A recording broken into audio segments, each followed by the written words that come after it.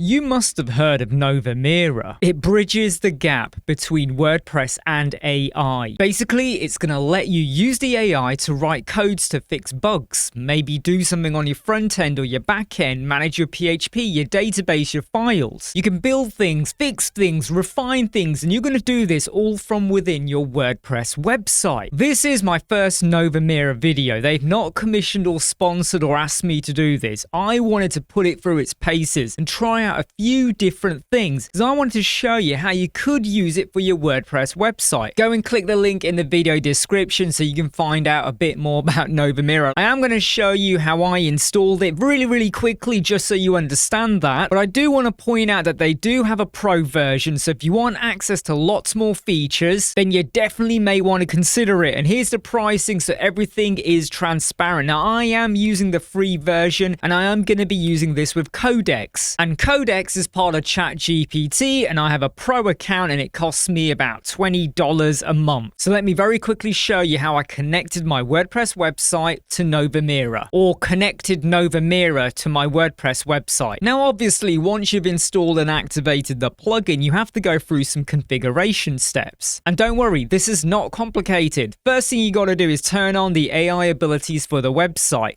Then you have to go and create a connection. Step 1 is go and give it a name. Call it whatever you want. And then you want to go and generate an application password. Make sure you copy and keep a note of that. Then down here, I went and clicked Codex. And then Novamira gave me a prompt. Now, I'm not going to show you the whole prompt, but what I did was copy that, and then I opened up the Codex app on my machine. Now, if you haven't got the Codex app on your machine, just go and sign into chatgpt.com or whatever you're using, whether it's Claude or another system. Just follow the steps, and then you go and paste in that prompt. And you would like to think that it connected it really easily, but there was a little bit of an error in terms of it couldn't talk to my machine properly, but that's okay because it then advised me that I had to download a Node.js. I did that, clicked it, installed it, rebooted, and everything was fine. And now I'm ready to start working with my WordPress website directly from my Codex app or chatgpt.com. I need to ensure it knows which website to touch.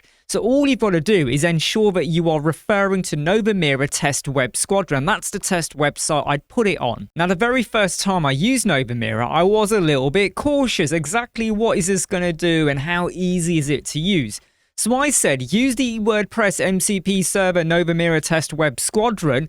Tell me how many active plugins I've got on my website. And are there any plugins that I've got that you think you could replicate so I don't need to have them installed? And of course, it did a reasonable job of telling me what I've got. But what took my interest is over here with Post SMTP, and it says, hey, we might be able to replace that. So obviously the next step was to say, let's have a go. And Novamira started doing its stuff. I had to provide a bit further information like my email password. And quite quickly, it went and did it for me.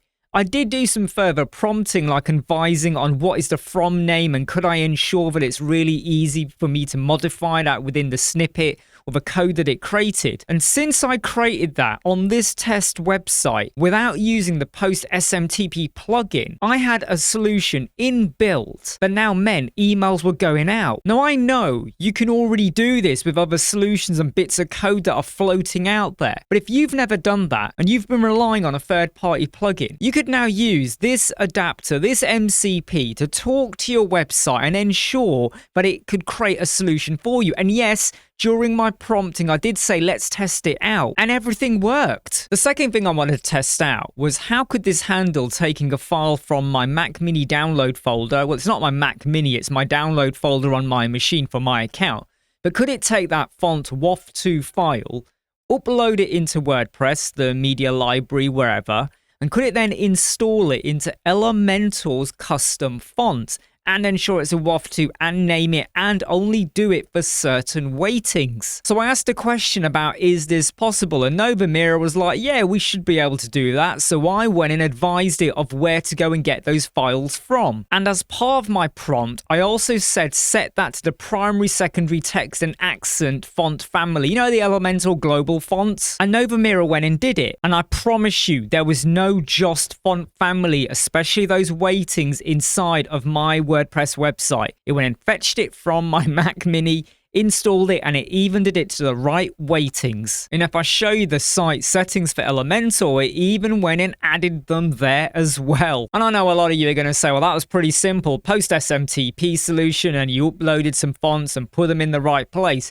Let's take it a step further. So now let me tell you about the third thing I did. Now, a lot of videos out there, they're all amazing about Novamira, building out your landing pages and your website, use a design MD file or a bit of script or an image and it will create it for you, or an example of an example website. What if I've created a landing page somewhere else? I've created it. Elementor version 4, so the whole new classes and variables. I've created it with my styles and everything. If I was to download the JSON for that landing page, could Novamira learn from that and replicate it exactly, import it over into this test website, and it rebuilds the classes and variables exactly how I did it? So I'm not going to import a blueprint. I'm just going to give you the JSON, and I want you to source everything from there and recreate it as is. Could Novamira do that? And there's a reason I wanted to do that, and it will become clear in a moment. So I asked a question, could it be done? And Novamira says, yeah, that should be okay. So I went over to my landing page and I exported the JSON for this entire page. All of the images, everything, the fonts, the colors, the variables, everything. And then I imported the JSON into Novamira. Please do remember, anytime you are prompting, make sure you refer to the correct WordPress MCP server or the one that's been assigned to or for you. Now, to be fully honest, it did recreate it, but it failed to actually pull through the correct variables and classes. That's okay.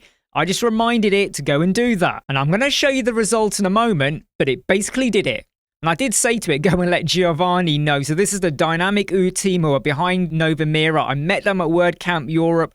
I'm looking forward to meeting them again. Great team, great people. So you already know what the result is going to look like based on my messages there. So here's my test website, and I intentionally said that when you rebuild the page, call it import. And here's the page that it had recreated. Now, before any of you say this looks a little bit different, this was done prior to me modifying the border radii of my images, okay? So at the time I moved this over, this is exactly what I had on my website, exactly. If I start clicking into any of these items, it's brought over the classes. I could go over to the design system. It's got the variables. It's got my classes. It has replicated what I had on my other landing page. And there's a reason I did this, because I now wanted Novamira to create an about page. I'm going to give you the content. You now know how I like to build. You know my styling. You know my layout. You know the sizes of my headings and whatever I've got, and how I like to do the images and what classes I'm using. If I now give you the written content, I'll give you images or not. Can you recreate that or recreate it using the style? So I'm not using a third-party design MD now, because if you do that, you might like part of what you get, but then you might spend more time refining it, because maybe the file you've got has got like 50 pixel padding left and right, but you want to have 30. You're going to go and reprompt it or modify the design MD. So there might be a bit of back and forth. But if you go and build out a section or an entire page, and it's the way you like to build, and you have your nuances and intricacies and quirks for how you do things. Well, now that Novamira knows that, let's go and start building out the other pages. Now, it won't be perfect. You'll have to modify it. It might not have the image exactly how you want. It might use an incorrect background color, but you've got everything there. And you're gonna tweak it anyway, aren't you, at a later stage maybe? So I went and gave it some images. I gave it a load of text. I even asked it to go and create some new images. Remember, you're inside a codex. Now, this did take a bit of refinement. It created a page, but it wasn't exactly perfect. The headings in some places were way too big, and there was a lot of text, and I can't blame it because it was kind of basing a lot of the size of the headings from my hero banner. So I told it, just be a little bit careful and use a bit of logic in what you're creating in terms of sizing. And don't forget to mix it up with a few images. And that's when we got to this version. Now, the background color there from accessibility point of view is not great, but it ain't going to take me long to go into this and go and refine it, because it is still using my Elementor version 4 classes and variables. So it's taken everything from that original source file and it's brought it over So if I want to tweak it, I can. So this does show a lot of possibilities with how you can take something you built, you bring it over, and then see, well, if I give you the content, I mean, you could even give it a scribble so it's a little bit understanding in exactly what you want to go for. Or you might specify, use this color for the background. It's so clear in how efficient this could make your page building. And the final thing I wanted to do as part of this demonstration on how I've been testing out Novamira was, we know we don't have an Elementor version 4 atomic element version of the WordPress menu. Could this create it for me? And it tried.